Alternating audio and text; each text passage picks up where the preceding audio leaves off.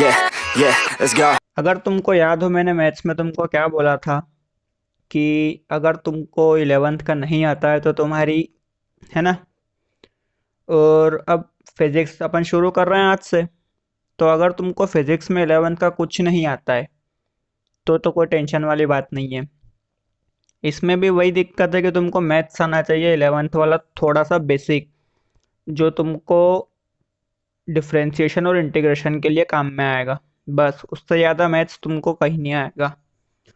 तो शुरू करते हैं, सिलेबस देख लेते हैं पहले क्या पढ़ना है अपने को।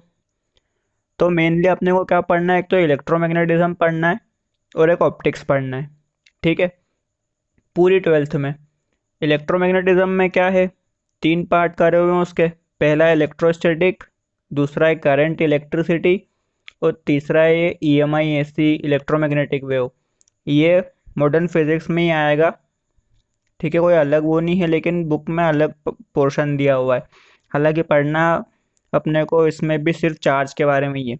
जहाँ भी तुमको इलेक्ट्रो शब्द दिखे वहाँ समझ जाना कि कुछ इलेक्ट्रॉन जैसी चीज़ है वो। और इलेक्ट्रॉन मतलब क्या होता है, चार्ज। ठीक है, तो इलेक्ट्रो मतलब क्या हुआ अपना, चार्ज। अपने को पूरे उसमें 12th के सिलेबस में सिर्फ ऑप्टिक्स को छोड़ के पूरे पोर्शन में सिर्फ और सिर्फ चार्ज पढ़ना है। तो इलेक्ट्रोस्टैटिक वाला पार्ट क्या है, पहले दो chapter electric charges and fields, potential and capacitance. फिर क्या है, करंट इलेक्ट्रिसिटी।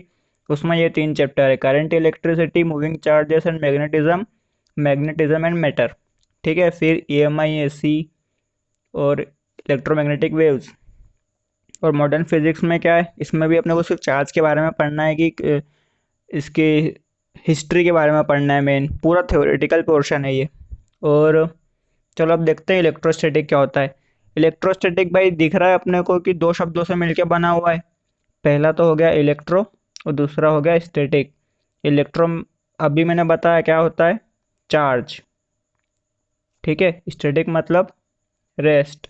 तो जब चार्ज रुका हुआ होगा, चार्ज एट रेस्ट होगा, उसकी स्टडी जो अपन करेंगे वो आएगी इलेक्ट्रोस्टैटिक में। ठीक है, और फिर जब चार्ज मूव करने लगेगा, charge moving with uniform velocity, तो अपन पढ़ेंगे करंट के बारे में। ठीक, और जब चार्ज एक्सेलरेट होगा तो अपन पढ़ेंगे EMI AC इलेक्ट्रोमैग्नेटिक वेव्स। ठीक, चलो शुरू करते हैं अब बिना किसी बकवास के। कॉपी खोल लो, हेडिंग डाल लो, chapter 1 electric charge and field. उसमें सबसे पहले अपन पढ़ते हैं कि चार्ज क्या होता है। चार्ज भी जैसे हर सब्सटेंस के पास मास होता है, वैसे हर सब्सटेंस के पास चार्ज भी होता है। ठीक है, उसके साथ ही होता है, कोई अलग से चीज नहीं आती है।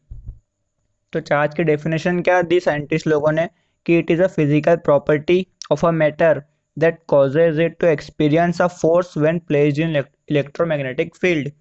जब भी अपन किसी इलेक्ट्रोमैग्नेटिक फील्ड में किसी सब्सटेंस को रखेंगे, तो जो वो फोर्स महसूस करता है उस इलेक्ट्रोमैग्नेटिक फील्ड में, वो किस कारण से महसूस करता है, चार्ज के कारण। ठीक है, लोग लिखवाते हैं सिर्फ इतनी डेफिनेशन कि फिजिकल प्रॉपर्टी है जो कि फोर्स, जिसके कारण फोर्स एक्सपीरियंस करती है कोई बॉडी। ठीक, तो वो पूरी नहीं है, अपने को ये भी लिखना है कि इन इलेक्ट्रोमैग्नेटिक फील्ड। ठीक है, अब ऐसी कुछ प्रॉपर्टीज देख लेते हैं। प्रॉपर्टीज सबसे पहली कि ये एक स्केलर क्वांटिटी है, स्केलर क्वांटिटी।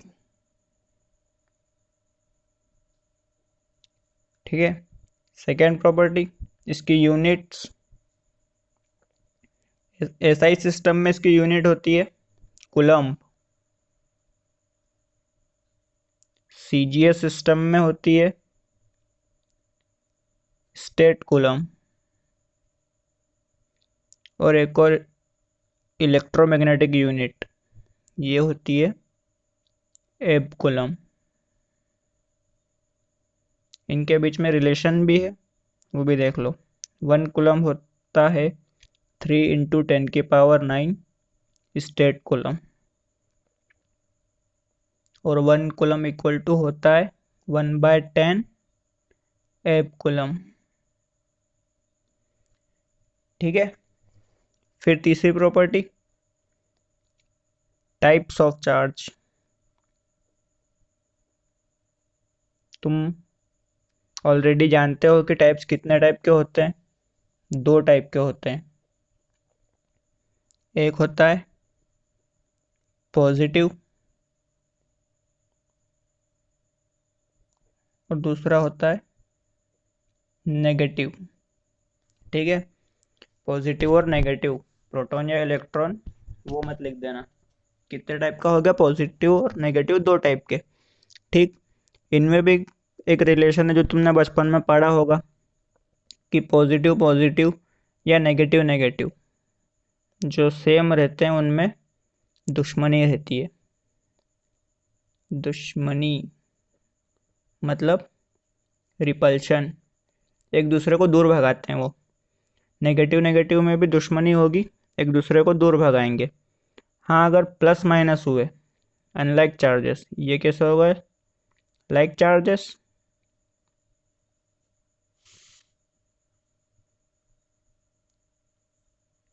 और ये अनलाइक चार्जेस। ठीक। इनमें होता है प्यार, मतलब अट्रैक्शन। ठीक है। Positive positive, negative negative. Like charge में क्या होगा? रिपल्शन होगा। अनलाइक में क्या होगा? अट्रैक्शन होगा। इसको ही बोलते हैं फंडामेंटल लॉ ऑफ इलेक्ट्रोस्टैटिक्स। ये लॉ अपने को हर क्वेश्चन में, हर सवाल में काम में आएगा। न्यूमेरिकल ले लो, डेरिवेशन ले लो, सब चीज़ों में। तो ये बहुत अच्छे से ध्यान रखना कि पॉजिटिव पॉजिटिव या नेगेटिव नेगेटिव हो तो रिपल्शन होगा, पॉजिटिव नेगेटिव हो तो अट्रैक्शन होगा। स्क्रीन पॉज करो और उतार लो ये। Fourth property. फोर्थ प्रॉपर्टी क्या बोलती है कि चार्ज जो होता है वो एडिटिव इन नेचर होता है। ठीक है।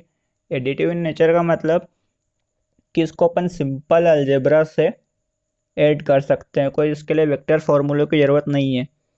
जैसे कि मान लो कोई सिस्टम है, उसमें एक बॉडी पे चार्ज है 1 कूलम, एक पे चार्ज है 6 कूलम, एक पे चार्ज है 7 कूलम, एक पे चार्ज है -2 कूलम।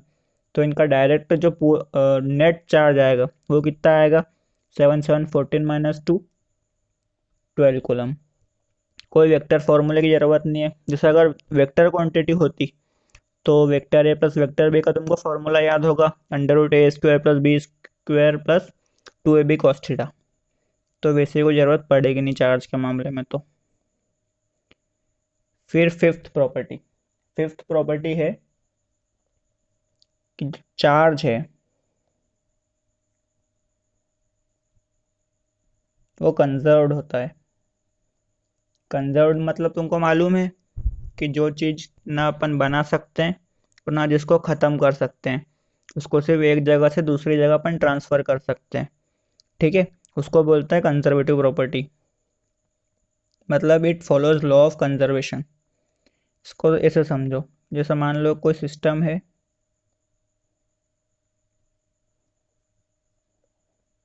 इस टाइप से। इसमें एक पे चार्ज है 4 कूलम, एक पे चार्ज है 3 कूलम और एक पे चार्ज है 6 कूलम, -6 कूलम। ठीक है। अपन ने इस पे कुछ एक्सपेरिमेंट करे, कुछ जोड़ तोड़ करा, उसके बाद जो सिस्टम बना यही वाला, वो कुछ इस टाइप से बना कि इसकी जगह चार्ज हो गया 3 कूलम, इसकी जगह चार्ज मान लो हो गया 7 कूलम और इसकी जगह अपने से पूछा कि कितना हुआ, एक्स बताओ कितना होगा। तो अपने को पता है कि चार्ज जो है वो कंजर्व्ड होता है। तो कंजर्वेशन का मतलब क्या? कि जो चार्ज इनिशियल है और जो चार्ज फाइनल है वो सेम होगा। तो कर लो अब, 4 + 3 - 6 = 3 + 7 + x।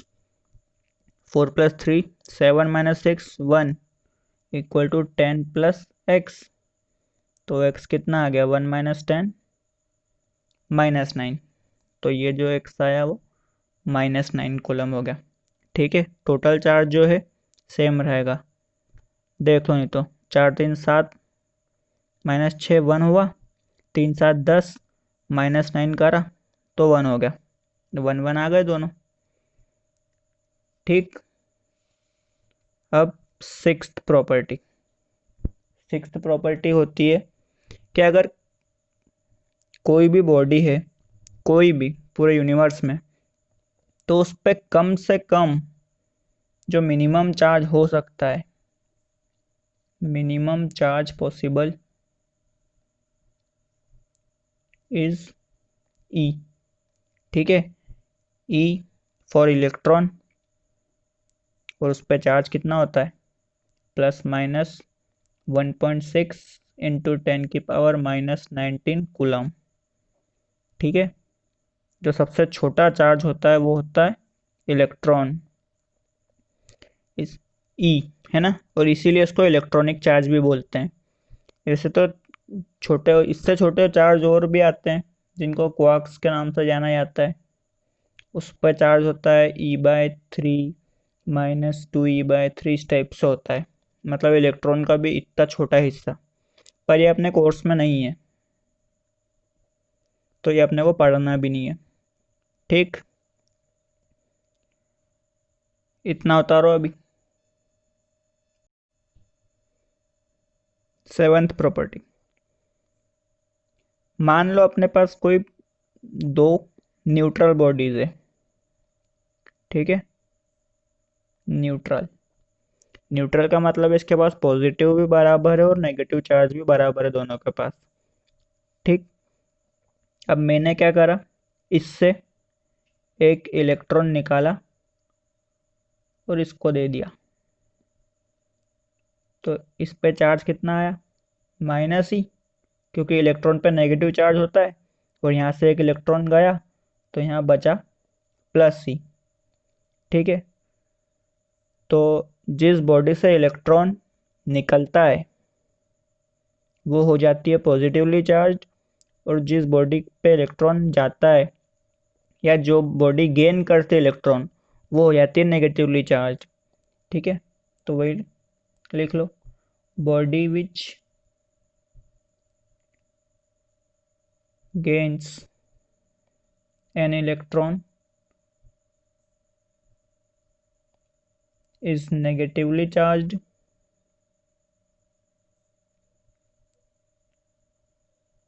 and body which loses an electron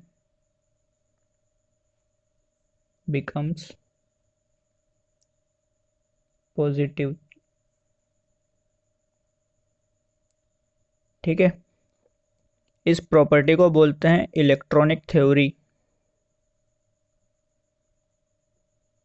of charge.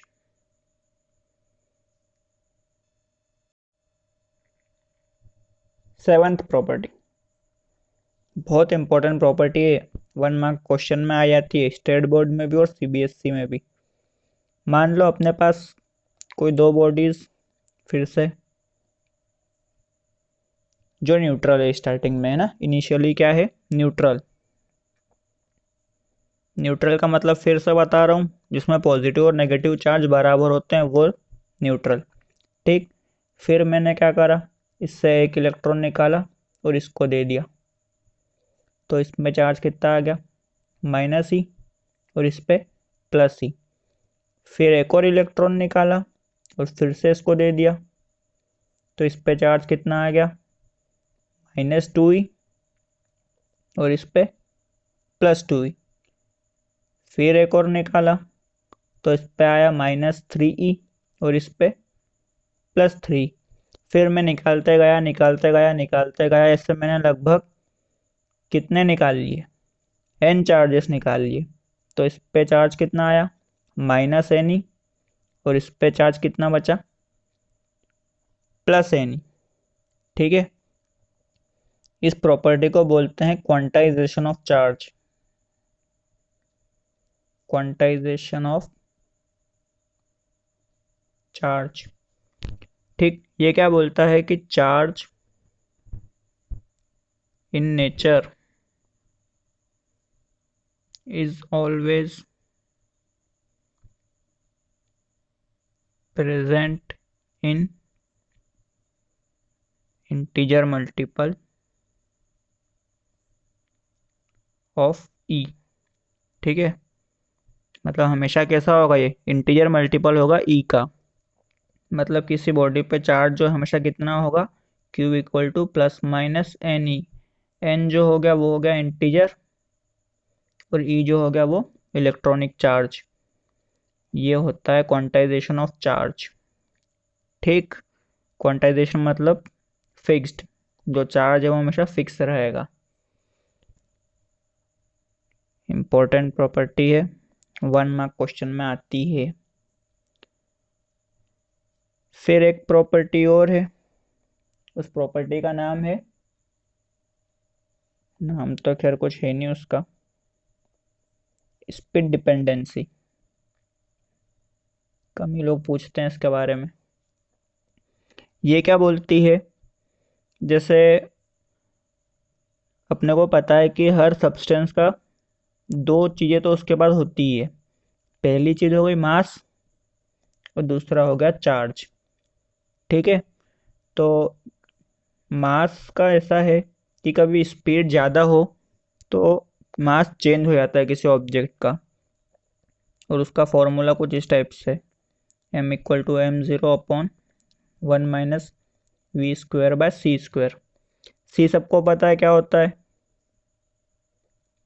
Speed of light. v मतलब वेलोसिटी या स्पीड ऑफ ऑब्जेक्ट जिसकी अपन बात कर रहे हैं। ठीक है, m होता है रेस्ट मास, और m मास। ठीक, रेस्ट मास मतलब जब रुका हुआ हो तब जो बॉडी का मास होगा वो होता है रेस्ट मास, और जब वो चल रहा है v वेलोसिटी से तो उसका इतना मास होता है। v वैसे नॉर्मल c के कंपैरिजन में बहुत छोटा होता है प्रैक्टिकल लाइफ में, इसलिए m और m0 लगभग लगभग पूरे इक्वली रहते हैं। बहुत माइन्यूट सा डिफरेंस होता है जिसको अपन कंसिडर नहीं करें, इग्नोर करें तो भी अपना काम हो जाएगा। ठीक है, पर चार्ज का ऐसा है कि चार्ज तो लगभग c की स्पीड से चल लेता है, क्योंकि चार्ज क्या, इलेक्ट्रॉन है। इलेक्ट्रॉन तो बहुत ज़्यादा स्पीड से चल सकता है। ठीक, पर उसमें ऐसा कुछ नहीं होता है कि चार्ज अलग हो जाएगा। जैसे मास अलग हो जाता है वैसे चार्ज अलग नहीं होगा। तो अपन लिखेंगे charge does not depend on velocity. ठीक, इतनी प्रॉपर्टीज़ है, याद रखना ये सारी प्रॉपर्टीज़ इम्पोर्टेंट है। कभी 4 मार्क्स के क्वेश्चन में भी आ जाएगी कि प्रॉपर्टीज़ लिखो, डिफाइन करो चार्ज को, तो तुमको वहाँ पे लिखते बनना चाहिए।